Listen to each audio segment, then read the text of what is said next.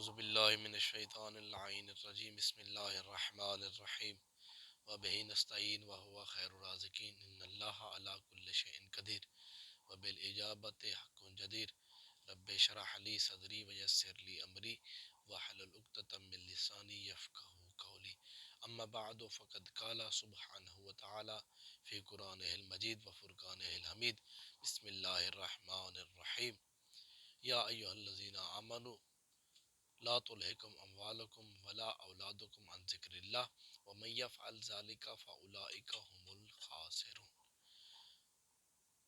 واجب القدر سامعین کرام، سب سے پہلے دعا کرتا ہوں کہ رب کائنات تمام امت مسلمہ کی خیر فرمائے، تمام مومنین کرام کو اپنی حفظ و امان میں رکھے۔ جو مومنین کرام سفر پر زیارات مقدسہ کے لیے گئے ہوئے ہیں، تمام کے سفر کو بآسان فرمائے، تمام کے سفر کو باخطا فرمائے۔ میں نے آپ کے سامنے اللہ کے لارائب اور بے عیب کلام کے پارہ نمبر 28 سورۃ منافقون آیت نمبر 9 کی تلاوت کی ہے، جس میں رب کائنات ارشاد فرماتا ہے یا ایھا الذین آمنو، اے ایمان والو۔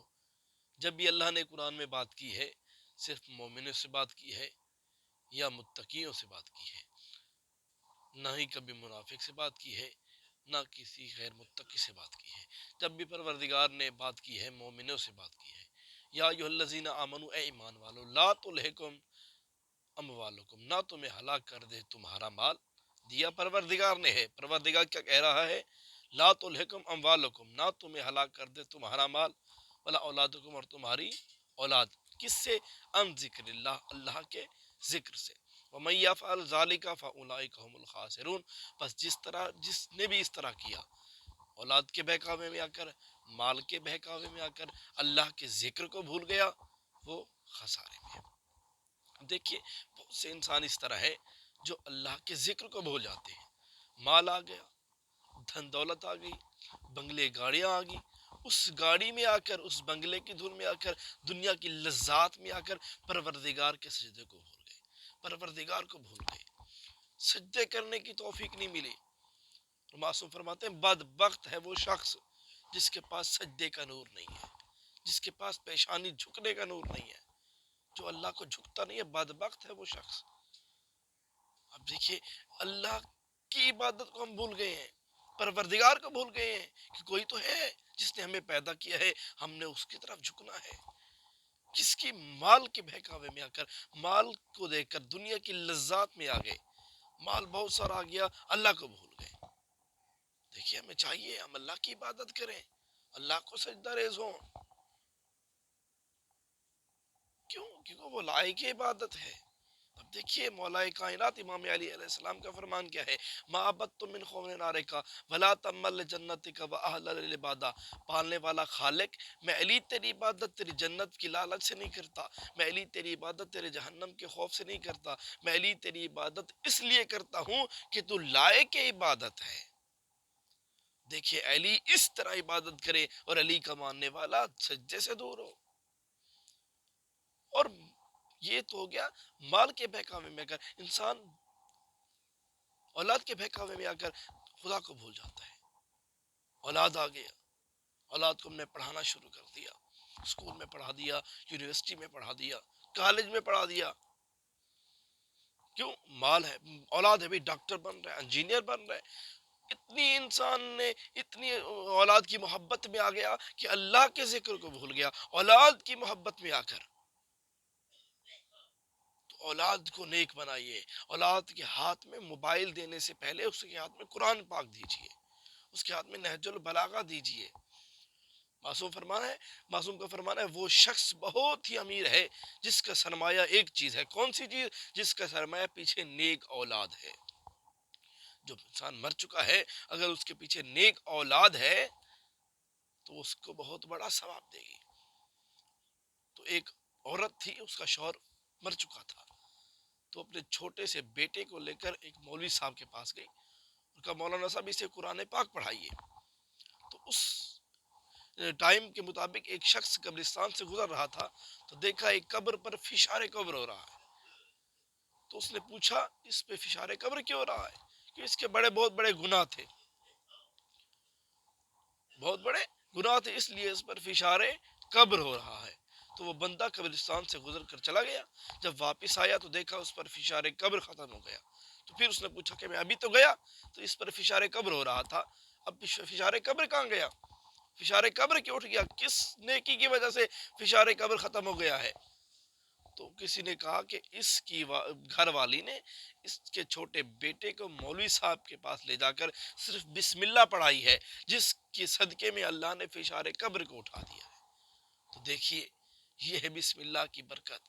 جب بسم اللہ کی اتنی برکت ہے تو پورے قرآن کی کتنی برکت ہوگی, نہج البلاغہ پڑھنے کی کتنی برکت ہوگی. نہ میرا بھائی اولاد کے بہکاوے میں آ کر, مال کے بہکاوے میں آ کر کبھی اللہ کو نہ بھولیے گا. اور میں آپ کو ایک چھوٹا سا واقعہ سناتا ہوں 3 دوست کا, کہ سب سے انسان کا بہترین دوست کون ہے. ایک شخص تھا, اس کے 3 دوست تھے درجہ بدرجہ, آپ کے بھی ہوں گے, ہر کسی کے ہوتے ہیں. تو وہ شخص ایک جو پہلا دوست تھا اس کے ساتھ زیادہ بیٹھتا تھا, باتیں بھی کیا کرتا تھا, زیادہ سے زیادہ ٹائم سپینڈ کیا کرتا تھا. تو دوسرا تھا اس کے پاس بہت کم بیٹھا کرتا تھا, بہت زیادہ کم بیٹھا کرتا تھا, کبھی آ گیا سلام دعا کر لی ٹھیک. جو تیسرا تھا اس کے ساتھ بیٹھتا ہی نہیں تھا, اس کو ترجیح دیتا ہی نہیں تھا, اس کو قابل احترام سمجھتا ہی نہیں تھا. زندگی اس کی چلتی رہی. ایک دن اس کو بادشاہ نے اپنے دربار میں بلوایا. تو وہ بندہ گھبرا گیا کہ بادشاہ نے مجھے دربار میں بلوایا ہے, پتہ نہیں بادشاہ کس طرح بیٹھا ہوگا, وزیر و مشیر بیٹھے ہوں گے, اپنی رعایا ہوگی, مجھ سے کیا سوال کرتا ہے اور میں کیا جواب دیتا ہوں. تو وہ گھبرا گیا کہ وہ کہتا ہے کہ میں کسی کو اپنے ساتھ لے کر جاؤں تاکہ وہاں پر مجھے کوئی مشکلات نہ آئے. تو وہ گیا اس دوست کے پاس جس کو وہ زیادہ ٹائم دیا کرتا تھا. تو گیا کہ بادشاہ نے مجھے اپنے دربار میں بلایا ہے, بادشاہ پتہ نہیں کس طرح سوال کرتا ہے اور کس طرح جواب دیتا ہوں, تو میرے ساتھ چل. تو اس نے کہا ہاں بادشاہ نے تجھے دربار میں بلوایا ہے, مجھے تو نہیں بلوایا, ہاں اگر تو کہے گا تو میں تیرے ساتھ صرف اور صرف بادشاہ کے دربار تک جا سکتا ہوں, آگے تو نے خود جانا ہے. تو وہ گھبرا کر واپس آ گیا. پھر سوچا اس دوست کے پاس جاؤں جسے میں ٹائم بہت کم دیا کرتا تھا. وہ گیا اور کہنے لگا کہ بادشاہ نے مجھے دربار میں بلوایا ہے, تو میرے ساتھ چل. تو اس نے کہا میں تیرے ساتھ تو نہیں چل سکتا, بادشاہ نے تجھے دربار میں بلوایا ہے, مجھے تو نہیں بلوایا. ہاں میں تجھے ایک اپنا پوشاک دے سکتا ہوں, ایک لباس دے سکتا ہوں جسے تو پہن کر بادشاہ کے دربار میں چلے جانا. اب وہ واپس آیا, گھبرا گیا, چونکا ہوا تھا, گھبرایا ہوا تھا, پریشانی کا عالم تھا. تو اس نے کہا بھی اس دوست کے پاس جاتا ہوں جسے میں ٹائم بہت کم دیا کرتا تھا. تو گیا اس کے پاس اور کہا, معذرت بھی کی کہ میں ٹائم سپینڈ تمہارے ساتھ نہیں کیا کرتا تھا, آپ کو زیادہ تر ٹائم نہیں دیا کرتا تھا, آپ میرے ساتھ بادشاہ کے دربار میں چلیے, بادشاہ نے مجھے دربار میں بلوایا ہے. اس نے کہا بادشاہ کے دربار کہاں, جس جگہ پر تو چاہے گا میں تیرے ساتھ چلوں گا. تو میں سمجھانا یہ چاہتا ہوں کہ جو پہلا دوست تھا جس نے یہ کہا کہ میں تمہیں ایک لباس دے سکتا ہوں, وہ تھا اس کا مال نے کہا میں تجھے فقط کفن دے سکتا ہوں, قبر میں تو نے اپنے اکیلے جانا ہے. اب جو دوسرا دوست تھا وہ تھی اس کی اولاد نے کہا ہاں بادشاہ کو جو دربار تھا وہ قبر تھی. تو اس وقت وہ جو دوسرا دوست تھا وہ تھی اس کی اولاد نے کہا ہاں میں تمہیں قبر تک لے جا سکتی ہوں, قبر تک تو نے خود جانا ہے. تیسرا دوست تھا وہ تھے اس کے اعمال نے کہا جس جگہ پر تو چاہے گا میں تیرے ساتھ چلوں گا. تو دیکھیے یہ ہر انسان کے 3 دوست ہیں, ایک مال بھی ہے, اولاد بھی ہے اور اعمال بھی ہے. ہم مال کو بھی زیادہ ٹائم دیتے ہیں, اولاد کو بھی زیادہ ٹائم دیتے ہیں اور اعمال کو زیادہ ٹائم نہیں دیتے. ہمیں چاہیے ہم زیادہ سے زیادہ ہمیں اعمال کو ٹائم دینا چاہیے, اللہ کی عبادت کو ٹائم دینا چاہیے, اللہ کے سجدے کو زیادہ ٹائم دینا چاہیے, کیونکہ اگر ہم جتنا عبادات زیادہ کریں گے اس وقت تک ہم اللہ کے ہم متقی ہونے کا درجہ پا سکیں گے.